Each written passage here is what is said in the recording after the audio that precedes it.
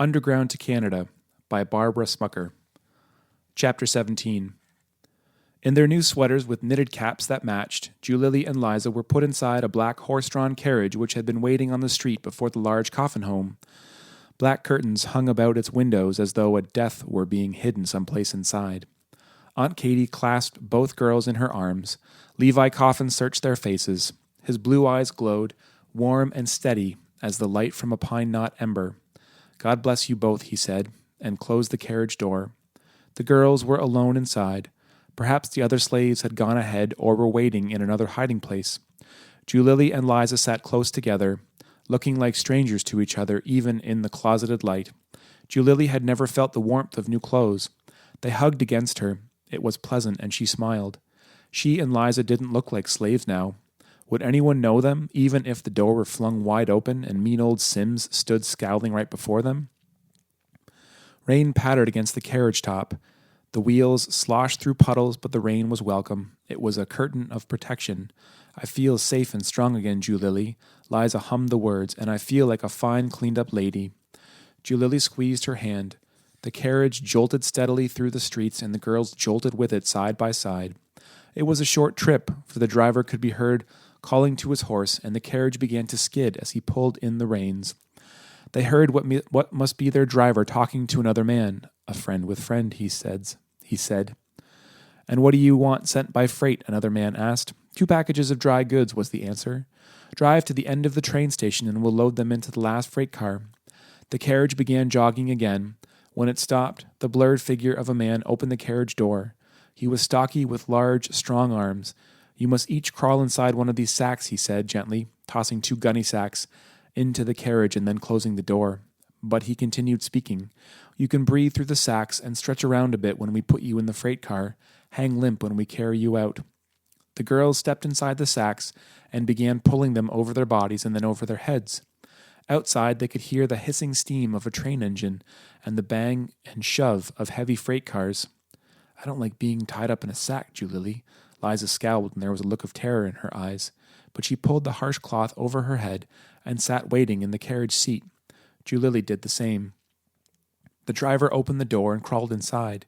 He tied each sack tightly at the top. Then he picked up Liza and handed her to his waiting helper outside. "Make yourself as small as possible," he told Julily, "and I will carry you over my shoulder." Julily knew if she stretched out she would be twice as long as Liza. She huddled together as best she could. A swirling sound of people and train noises together with the drip of steady rain surrounded Julily. She felt the arms of the driver tighten about her. A voice carried out above the confusion. "Search all of those cars for runaway slaves." Julily's heart pounded. She was glad for the sack and glad for the protecting arms around her. "2 packages of dried goods go in this car," she heard another voice call. She was lifted into the car and carried far back into what must have been a dark corner. She was placed next to the sack that was Liza. "Don't move and don't talk until the train starts," the driver said softly. "You're going to Cleveland. A friend of the Underground Railway will meet you there. It's best if you stay in the sacks until you reach your destination, but I'll loosen the tops so you can stick your heads out for the trip." He pulled the cloth down from the girls' heads, but it was so dark they could barely see each other. The car began to move and the man left quickly. There was a screech and the banging of a door. Wheels creaked and rolled beneath them. The car jerked and the girls fell against each other. A bell clanged. The train was frightening with its strange urgency. The wheels turned fast and then faster, clicking over the long silver track. Julily pictured it in her mind. It would look like the track they had walked along in the state of Kentucky. The sound and speed of the wheels began humming inside Julily's head. She felt dizzy. Liza groaned each time the big empty freight car rattled and jerked. Julily grew thirsty.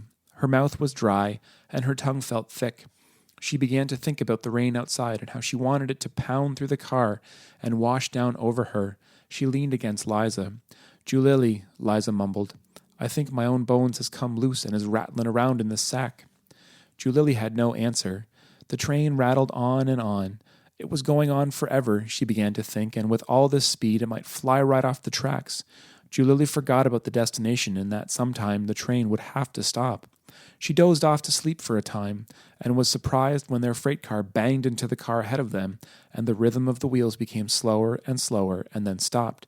"Liza!" Julily cried out in alarm, feeling her friend's body slumped against her legs. I'm not dead, Liza groaned. I just can't sit up. In the middle of the car, a light appeared. The door of their car slowly opened, and a wild whip of cold, fresh air blew in around them. I am seeking 2 parcels of dry goods shipped to me from Cincinnati, a familiar voice called out. I will take care of their transfer aboard the schooner Mayflower personally.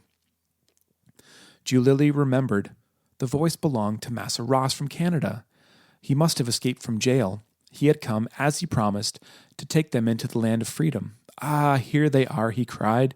He leaned over the girls without speaking and quickly tied the sacks over their heads.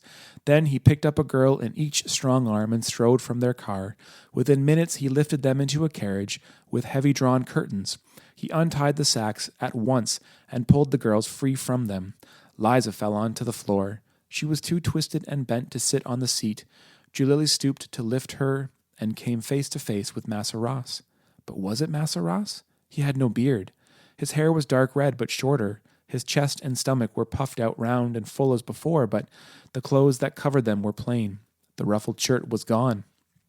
He rubbed his smooth chin and his eyes crinkled with laughter. Julily and Liza.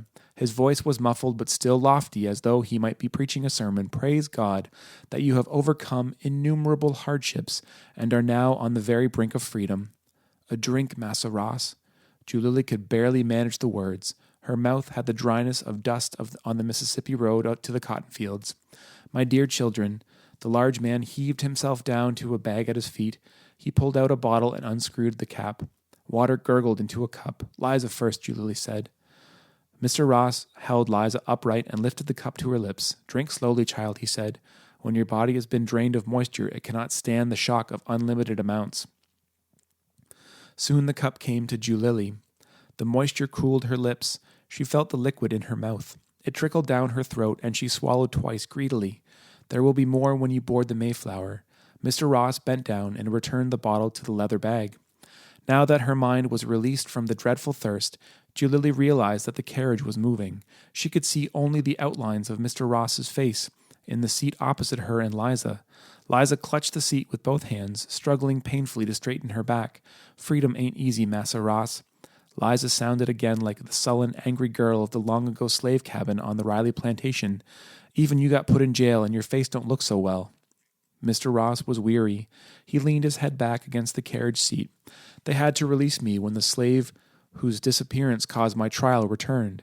He came into the courtroom just when I was about to be condemned. Mr. Ross spoke again, but quieter this time. Injustice is the weapon of evil men, but there are always brave and noble souls who proceed on the course of the right and are impervious to the consequences.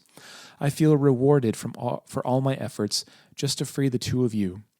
Julily was pleased with the ring of his words. Whatever Massa Ross was saying, it helped lift her head and straighten her back and think of Mammy Sally, who never bent low to anyone. Julily thought back to the hot day in the cotton fields when Massa Ross marched down the rows to choose Lester and then Adam to be his guides.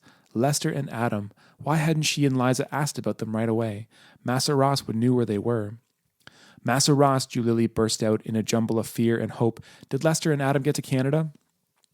Mr. Ross leaned forward slowly. They reached Canada all right, he said. They both knew freedom. He paused. Lester has a job in the town of St. Catharines. He wants both of you to come there. Adam died. There was a shocked moment of silence. Kind, gentle Adam. Julily felt the dryness again in her throat, but this time there was throbbing pain. Liza bent forward, straining her crippled back. Her eyes filled with tears, which ran freely over her scarred black cheeks. How did he die, Massa Ross? She asked. Mr. Ross's shoulders slumped. It was the chains. His voice was husky. They were too tight and cut through the flesh. When he filed them off, there was blood poisoning. Adam lived in Canada only 1 day. We buried him under a tall pine tree. There was nothing more to say. The evil chains. Julily felt herself wanting to pry them apart forever, to strain every muscle in her body, to pull every chain loose from the legs and arms and necks of every slave. The carriage stopped, and Julily wiped the tears from her face with the sleeve of her newly knitted sweater.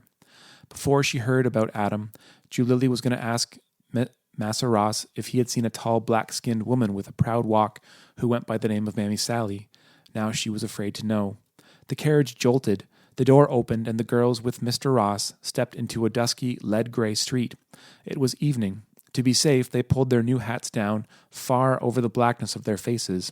They tucked their hands under the warmth of the wisteria blue sweaters. Before them was a vast gray stretch of water. It didn't have the sound of the rolling Mississippi. The water heaved and pushed toward the shore, and then splashed in one long row of waves.